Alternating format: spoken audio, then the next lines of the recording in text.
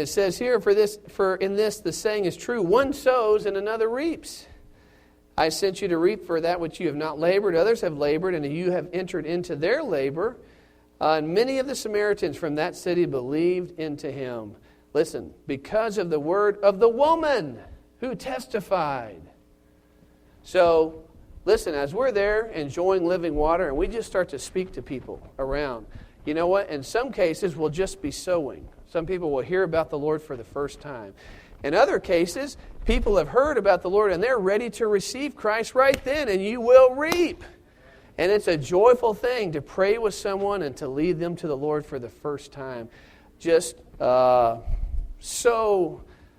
the brother testified, as Neil shared last night, maybe the most joyful day of your whole life is when you can actually lead someone else to Christ and they receive eternal salvation. So marvelous. So this is a life that we live, sowing and reaping. Sowing and reaping. I hope you can look back, and in 10 years after you graduated from college, you can just look back and say, what were my college years? Sowing and reaping.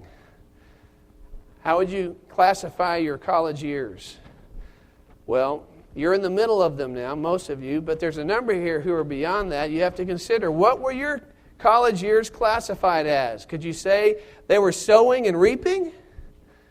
Well, I hope we could look back after you finish college and say, you know what? My college years were sowing and reaping.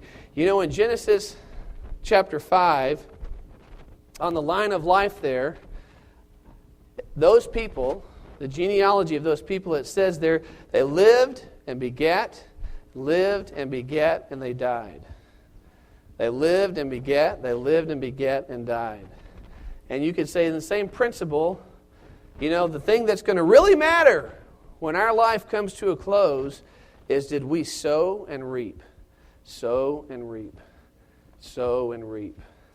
All the other things, that grade, that test you have to take Monday morning, you're so worried about, I know it's important, and you do need to study. I'm not saying don't do that.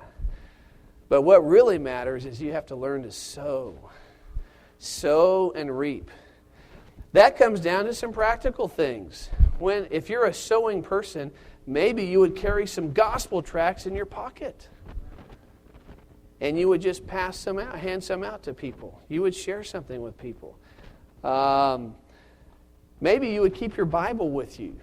Maybe a little pocket version. I had a little pocket version I kept all the way through college, and it was torn up. It's because it got pulled out a lot. And it was very convenient to have a little version just with you all the time. Maybe you would know it would be important to you when different homes are open, so that you would know when you could bring someone to that place. That's because you're living a life of sowing and reaping. Sowing and reaping.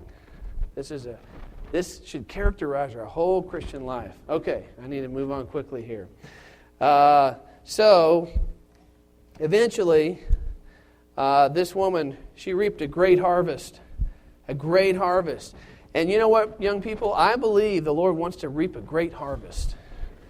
Even to this day, you know, just recently I was looking at the Great Awakening in Wales and reading. And, you know, the Lord, He just swept an entire country with the gospel. And the Spirit just got poured out. And I believe the Lord can still do that today on our college campuses. And it just has to be with a group of people who are being filled with living water every day. And I believe just if the people in this room committed to being filled with living water, the Lord could pour out His Spirit on the college campuses in this country. And the Lord could sweep through like a fire. And we just have to believe and realize the Lord would like to do that. But it comes down to us taking in living water day by day.